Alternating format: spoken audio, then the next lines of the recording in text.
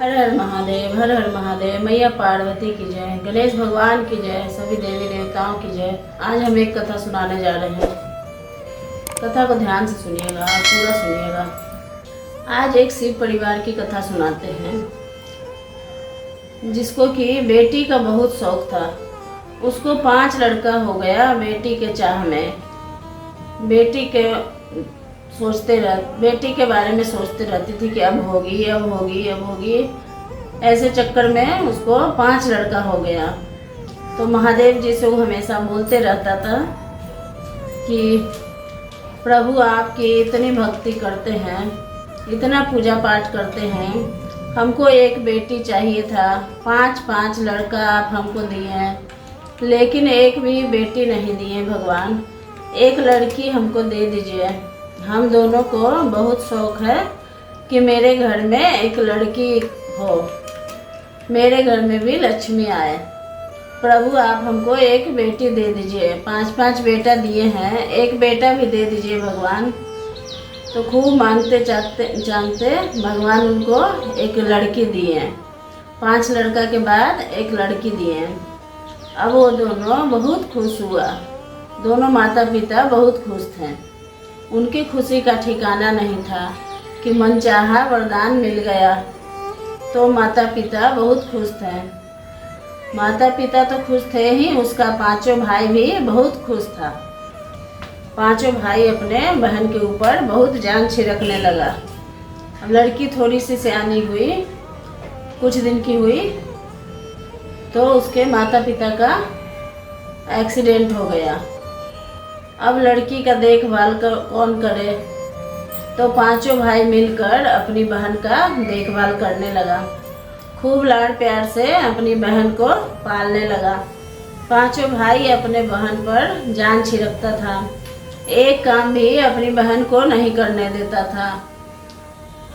उसकी बहन भी धीरे धीरे जब बड़ी हो गई तो वो महादेव जी की भक्ति करने लगी। क्योंकि शिव परिवार था, सब कोई महादेव जी का भक्त था, तो वो भी महादेव जी की भक्त बन गई।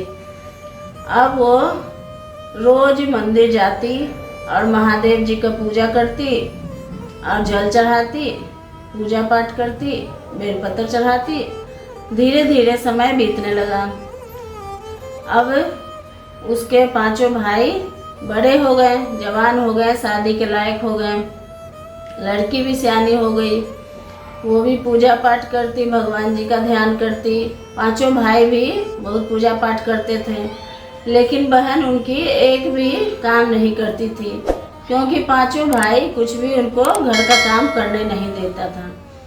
तो इसीलिए वो कुछ भी काम नहीं करती थी, दिन रात पूजा करते रहती थी और भगवान में लीन रहती थी। तो उसी तरह कट रहा था। अब जब 5 भाई बड़ा हो गए, शादी के लायक हो गए, तो 5 का शादी हो गया। तो 5 का शादी कर लिया 5। अब जब 5 भाभी घर आई तो देखती है कि उसकी ननद रात दिन पूजा पाठ करती है, एक काम नहीं करती है। तो 5 भाभी को बहुत गुस्सा आता था अपनी ननद पर, लेकिन पति के डर से वो कुछ नहीं बोल पाती थी, क्योंकि 5 जानती थी कि उसका भाई उस पर जान छिड़कता है। अगर उसकी बहन से कुछ भी कहेंगे तो फिर उसका पति गुस्सा हो जाएगा। इसीलिए 5 भाभी भी उससे कुछ नहीं कहती थी। दिन बीतने लगा, 5 भाई का बाल बच्चा हुआ, परिवार बड़ा हुआ और लड़की भी सियानी हो गई, शादी के लायक हो गई उसकी बहन। तो एक दिन बड़ा भाई अपने सभी भाई से कहता है कि सुनो, अपनी बहन शादी के लायक हो गई है, इसका शादी करना है। खूब धूमधाम से हम लोग इसका शादी करेंगे। इसके लिए ढेर सारा पैसा चाहिए। हम लोग का परिवार भी अब बड़ा हो गया है और अपनी बहन का शादी भी करना है खूब धूमधाम से। इसके लिए ढेर सारा धन चाहिए। तो चलो हम लोग शहर चलते हैं, 1 साल खूब शहर में पैसा कमाएंगे और जो धन लाएंगे उसी से अपनी बहन का खूब धूमधाम से शादी करेंगे। तो 5 भाई तैयार हो गया कि ठीक है, हम लोग शहर जाके खूब पैसा कमाएंगे।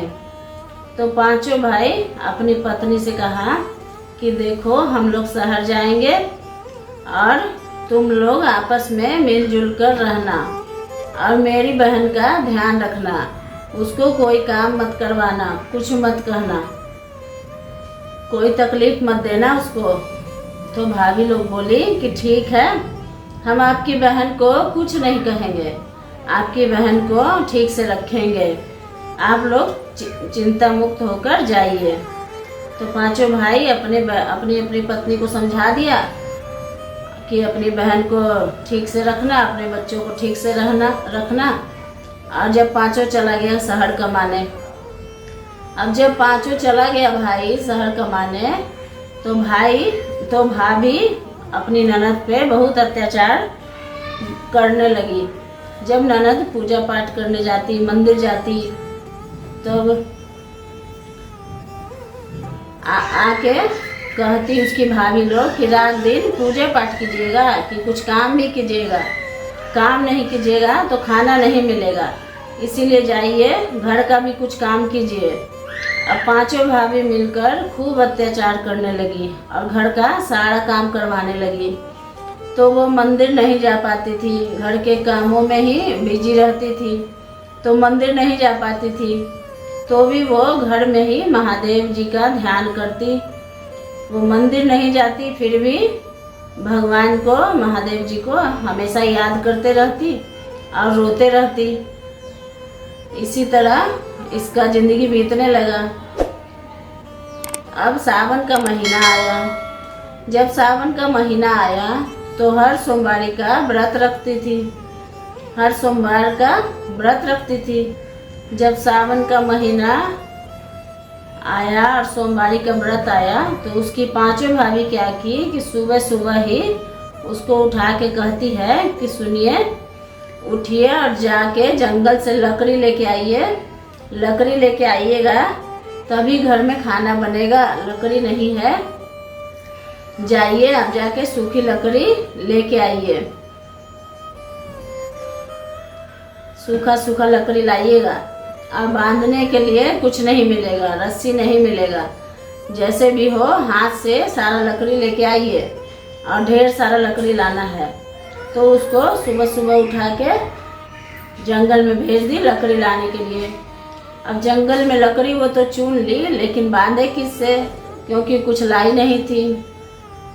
अब वो रोने लगी कि हम इसको किससे बांधें, कैसे बांध के हम इसको लेके जाएं, कह के वो रोने लगी। तभी एक नाग देवता वहाँ पर आए और वो रस्सी बन गए और उस लकड़ी में अपने आप ही बंधे गए। लकड़ी अपने आप बंधा गया तो लड़की देखती है कि लकड़ी अपने आप ही बंधा गया, वो सांप को नहीं देखी। जब वो लकड़ी बंधा हुआ देखी तो पूरा खुश हो गई कि अपने आप कैसे बंधा गया। फिर वो खुशी खुशी लकड़ी उठाई और घर चली गई। घर के बाहर जाकर लकड़ी रख दी और भाभी से बोली कि भाभी ये लकड़ी हम ला दिए हैं। तो उसकी भाभी बोली कि कैसे लाए हैं, कैसे बांधे हैं लकड़ी। तो लड़की बोली कि इसी तरह से हम लाए हैं, हम कोई चीज़ से बांधे नहीं हैं। तो उसकी भाभी जाके देखती है कि सचमुच में लकड़ी तो ढेर सारा रखा हुआ है, लेकिन बंधा हुआ नहीं है, क्योंकि नाग देवता उससे निकलकर चले गए थे। लकड़ी जो बने थे, रस्सी से बंधे थे नाग देवता, लकड़ी जब वो रखी तो वहाँ से निकल के नाग देवता चले गए। तो भाभी जब देखती है कि लकड़ी तो ऐसा ही रखा हुआ है, वो भी बहुत सारा रखा हुआ है, इतना सारा लकड़ी कैसे ले आई बिना बांधे हुए। भाभी लोग को तो सताना था, तो बोल दी कि जाइए इसी तरह से लेके आइए। तो फिर वो लकड़ी लेके आई, फिर गई नहाने, फिर जाके शिव जी के मंदिर में गई, पूजा करी, एक लोटा जल चढ़ाई और शिव जी से कहने लगी कि प्रभु मेरे पास तो कुछ नहीं है आपको चढ़ाने के लिए इस जल के सिवा, इसीलिए मेरी इस जल को स्वीकार कीजिए प्रभु। और ऐसा बोल के वो जल चढ़ा दी और वहाँ से घर चली आई। अब उसका वो सोमवारी खत्म हो गया, सोमवारी का व्रत रखी थी। उस दिन वो कुछ नहीं खाई पी, उसके पास कुछ नहीं था, भाभी उसको कुछ नहीं दिखाने के लिए, तो उसी तरह से उसका सोमवारी व्रत बीत गया।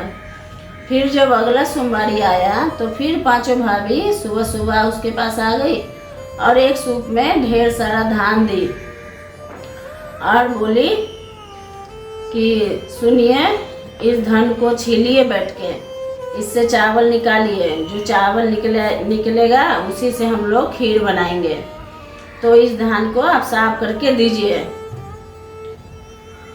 फिर वो सूप लेके घर के बाहर चली गई। अब उसके समझ में नहीं आ रहा था कि धान से चावल कैसे निकालें। कभी कोई काम वो की नहीं थी, उसको कुछ पता नहीं था। तो वो सूप रख दी और रोने लगी, जोर जोर से रोने लगी कि भगवान जी कैसे हम साफ करें, हमको नहीं पता है, कैसे धान से चावल निकालें, इतना सारा धान है, कैसे हम इससे चावल निकालें। तभी क्या हुआ कि ढेर सारी चिड़ियाँ आई और उसका धान से चावल निकाल दी। ढेर सारी चिड़ियाँ मिलके उसका धान से चावल निकाल दी। जब चावल निकल गया तो फटक के वो अपनी भाभी को दी, अपनी भाभी को कि लीजिए, धान से चावल निकाल दिए। अब पांचों भाभी हैरान कि धान से चावल कैसे निकाल दी। फिर उसकी भाभी कहती है कि इसमें एक दाना चावल कम है, एक दाना कहाँ गिराए हैं, वो दाना लेके आइए, इस चावल में एक दाना कम है, आप उसको लेके आइए। तब भाभी कहती है कि नहीं भाभी, हम कहीं नहीं गिराए हैं। फिर भाभी उसकी बात नहीं मानी और उस पर गुस्साने लगी कि इसमें एक दाना कम है, आप कहीं से भी लेके आइए। फिर वो बाहर बैठ के रोने लगी। तो सचमुच में एक दाना एक चिड़िया लेके चली गई थी। अब वो जोर जोर से रोने लगी कि कौन दाना लेके चला गया, भाभी तो दाना मांग रही है, हम कहाँ से लाके दें। तभी महादेव जी वहाँ साक्षात प्रकट होते हैं और उससे पूछते हैं कि क्या बात है, तुम क्यों रो रही हो। तब वो कहती है कि प्रभु, मेरी भाभी धान से चावल निकालने के लिए दी थी, ढेर सारी चिड़ियाँ आके धान से चावल तो निकाल दी, लेकिन लगता है एक दाना लेके चली गई है। भाभी बोलती है कि एक दाना कम है। तभी महादेव जी नाग देवता को आदेश देते हैं कि जाओ एक दाना लेके आओ। नाग देवता उसी चिड़िया के पास जाते हैं और कहते हैं कि तुम एक दाना लेके आई है। तो चिड़िया कहती है कि हाँ, एक दाना तो हम लेके आए हैं। तो नाग देवता कहते हैं वो दाना हमको दो। तो चिड़िया नाग देवता को दाना दे देती है और नाग देवता एक दाना लेके जाके महादेव जी के पास आते हैं और उस लड़की को दे देते हैं। फिर वो दाना लेकर वो लड़की अपनी भाभी को दे देती है कि लीजिए भाभी, एक दाना लीजिए। तो भाभी रख लेती है और फिर वो लड़की स्नान करके फिर मंदिर जाती है महादेव जी को जल चढ़ाने के लिए। फिर वो एक लोटा जल लेके जाती है और महादेव जी से कहती है कि प्रभु, मेरे पास कुछ नहीं है आपके ऊपर चढ़ाने के लिए, इसीलिए हे महादेव, इस जल को स्वीकार कीजिए। और ऐसा बोल के वो जल चढ़ा दी और महादेव जी को प्रणाम करके वहाँ से घर चली आई। फिर अगला सोमवार आया। अब देखिए, फिर जब तीसरा सोमवार आया तो उसकी पांचों भाभी फिर से उसके पास सुबह सुबह आ गई, एक काला कंबल लेके, और अपनी ननद से कहती है कि ये लीजिए काला कंबल, इसको सफ़ेद करके लेके आइए, इसको जा करके धोइए, जब तक ये सफ़ेद ना हो जाए जब तक इसको धोते रहिए, और जब तक ये सफ़ेद होगा तभी आप घर आइएगा, नहीं तो मत आइएगा। भाभी को तो सताने का मौका चाहिए था, तो वो सता रही थी। अब बेचारी क्या करे, कोई चारा नहीं था उसके पास। तो वो कंबल ली और चली गई कुआं पर कंबल रखी और फिर से रोने लगी कि इस कंबल को सफ़ेद कैसे करें, इस काला कंबल को हम सफ़ेद कैसे करें, इस काला कंबल को कितना भी हम रगड़ेंगे तो ये सफ़ेद तो होने वाला नहीं है। ऐसा सोच के बहुत रोने लगी ज़ोर ज़ोर से कि घर कैसे हम जाएंगे। अब वो रो ही रही थी, तभी देखिए भगवान की कृपा से उसका पांचों भाई राखी बंधवाने, अपनी बहन से राखी बंधवाने आ रहा था। रक्षाबंधन आने वाला है कि चलो शहर से आया था सब कि पांचों भाई आया राखी बंधवाने। फिर उसका रोने का आवाज़ सुनकर बोलता है कि ये तो मेरी बहन रो रही है। फिर अपनी बहन से बोलता है कि बहन क्या बात है, क्यों तुम रो रही हो और तुम यहाँ क्या कर रहे हो। तो उसकी बहन बोली कि भैया भाभी ये काला कंबल दी है सफ़ेद करने के लिए, हम इसको सफ़ेद कैसे करें। तो पांचों भाई बोला कि तुम कंबल धोने आई हो यहाँ पे। तो बोली कि हाँ भाई, भाभी दी है कंबल धोने के लिए और घर का सारा काम भाभी हमसे करवाती है। पांचों भाभी मिलके हमको बहुत परेशान करती है। पांचों भाई का गुस्सा से शरीर लाल हो गया। पांचों भाई पूरा गुस्सा हो गया अपनी बहन की बातों को सुनकर, पूरा दुखी हो गया और सोचने लगा कि अपनी पत्नी को इतना समझा के आए थे, लेकिन फिर भी वो मेरी बहन पर इतना अत्याचार की है। तो पांचों भाई अपनी बहन को साथ में लेकर गया घर पर।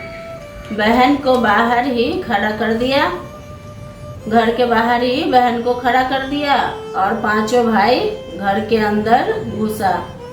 घर के अंदर जाके अपनी पत्नी से कहता है कि बहन मेरी कहाँ है। अब पत्नी देखी जब अपने पति को तो पूरा खुश हो गई कि मेरा पति शहर से आ गया है, लेकिन पति पूरा गुस्से में था, पांचों भाई पूरा गुस्से में था और पांचों कहता है कि मेरी बहन कहाँ है, सबसे पहले मेरी बहन को बुलाओ। तो पांचों कहती है कि आपकी बहन तो घर के अंदर है, वो तो पूजा पाठ करती है, वो कोई काम नहीं करती है, वो घर के अंदर ही है, आराम कर रही होगी, नहीं तो पूजा पाठ करती होगी। तब उसका भाई कहता है कि बुला के लाओ, मेरी बहन को बुला के लाओ। अब कैसे बुलाए, पांचों का दिमाग काम नहीं कर रहा था कि ननद को तो भेज दिए हैं कंबल धोने के लिए, वो भी काला कंबल को सफ़ेद करने के लिए। तो पांचों का दिमाग काम नहीं कर रहा है। तो पांचों वहाँ पे खड़ी हो गई और कुछ नहीं बोल रही थी। तभी पांचों भाई अपनी बहन को आवाज़ देता है। जब पांचों भाई आवाज़ देता है तो उसकी बहन कंबल लेके अंदर आती है। घर के अंदर आई उसकी बहन। तब पांचों भाई कहता है अपनी पत्नी से कि तुम लोग को इतना समझाए थे कि मेरी बहन का ध्यान रखना और तुम लोग मेरी बहन पर अत्याचार करने लगी। मेरी बहन से घर का काम करवाती थी, मेरी बहन एक काम कभी नहीं की थी। कितने लाड़ प्यार से हम लोग इसको पाले हैं, कितना मांगते चांगते मेरे माँ बाप को ये मिली थी और तुम लोग इसको इतना सताई हो। इसलिए तुम लोग निकलो इस घर से, तुम लोग जाओ इस घर से, तुम लोग का यहाँ पे कोई काम नहीं है, इसलिए भागो मेरे घर से, निकलो। अब जैसे ये बात उसकी बहन सुनी, तब उसकी बहन कहती है कि भैया नहीं निकालिए भाभी लोग को घर से, अब आप लोग आ गए हैं, हमको कुछ नहीं चाहिए, भाभी लोग को यहीं पर रहने दीजिए। अब जैसे भाभी लोग ये बात सुनी तो लज्जा के मारे पांचों भाभी का नज़र झुक गया। पांचों भाभी का नज़र झुक गया, क्या करती। तभी पांचों भाई बोला कि ठीक है बहन, इन लोगों को माफ़ कर देते हैं। अब देखिए पांचों भाई मिलकर अपनी बहन की खूब धूमधाम से शादी किया, बहुत अच्छा परिवार में किया। उसका परिवार, उसका ससुराल वाला भी शिव परिवार था, शिव जी का भक्त था। और जो लड़का था वो भी महादेव जी का परम भक्त था। तो दोनों का जोड़ी बहुत अच्छा बना। दोनों खूब खुशहाली से अपना जीवन बिताने लगा। दोनों शिव की भक्ति करता और काम करता। उनका जीवन खूब खुशहाली से बीतने लगा। लड़की का जीवन खूब खुशहाली से बीतने लगा। ससुराल वाला भी सारे लोग उसको बहुत प्यार करते थे। सास ससुर बहुत उसको मान सम्मान देता था घर में। तो उसका जीवन खुशियों से भर गया। तो हम भी कहते हैं महादेव जी से कि हे प्रभु, जैसे उस लड़की का दुख दूर किए प्रभु, उसी तरह हम सभी भक्तों पर भी अपनी कृपा दृष्टि बनाए रखिएगा महादेव। दया कीजिएगा महादेव, दया कीजिएगा महादेव।